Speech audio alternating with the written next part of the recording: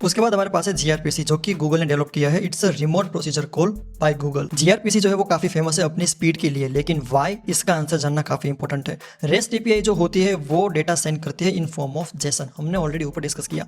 लेकिन ये जो जीआरपीसी है वो डेटा सेंड करती है as a protocol buffer.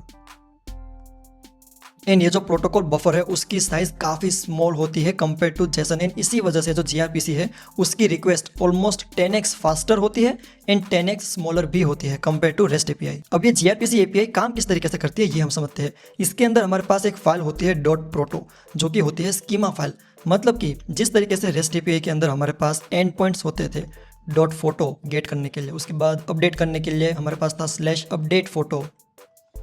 Similarly ये जो प्रोटो नाम की फाइल होती है डॉट प्रोटो फाइल, उसके अंदर हमारे पास होते हैं स्कीमास, मतलब कि एंटिटी एंड एक्शंस की कौन से एक्शंस हम परफॉर्म कर सकते हैं उस एंटिटी के ऊपर। ये सारी चीज़ें जो है वो डिफाइंड होती है डॉट प्रोटो फाइल के अंदर। एंड ये जो फाइल है मतलब कि जो स्कीमा है वो शेयर्ड होते हैं between server and client. And इसीलिए जिस तरीके से हम हमारे कोड के अंदर फंक्शन कॉल करते हैं, फॉर एग्जांपल ये मेरी जावास्क्रिप्ट की फाइल है, यहाँ पे मैंने एक फंक्शन डिफाइन किया हुआ है, मैं इस फंक्शन को यहाँ पे कॉल कर सकता हूँ इस तरीके से। Similarly from the client side we can invoke any function which is defined in server side. So इसीलिए इसको बोलते हैं रिमोट प्रोसीजरल कॉल और you can say functional call for ease of understanding. Remote procedural call, हम remotely server का जो function है उसको इन्वोक करते हैं client side. And this is actually bidirectional. So हम यहाँ पे हमारे पास 4 टाइप्स ऑफ कम्युनिकेशन है। हमारे पास है यूनरी कम्युनिकेशन, मतलब कि simple request response format.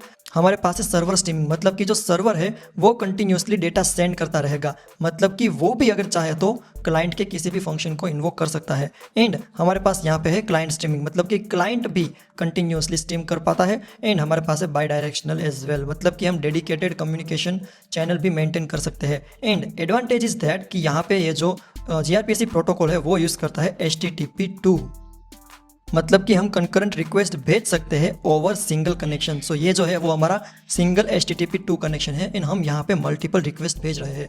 So this is possible in gRPC. GRPC का यूज़ होता है मोस्टली माइक्रो सर्विसेज के अंदर।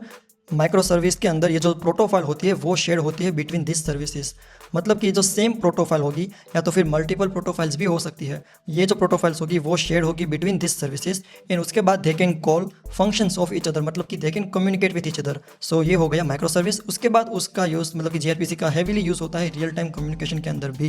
एंड जो थर्ड यूसेज है वो है क्लाउड एपीआईज। क्लाउड एपीआईज के अंदर हैवीली जीआरपीसी का यूज़ होता है, लेकिन द ड्रॉबैक इज कि ये जो डेटा सेंड होता है वो सेंड होता है एज अ प्रोटोकॉल बफर, तो वो ह्यूमन रीडेबल नहीं होगा। सो इसको भी डिबग करना इज एक्चुअली रियली कॉम्प्लेक्स।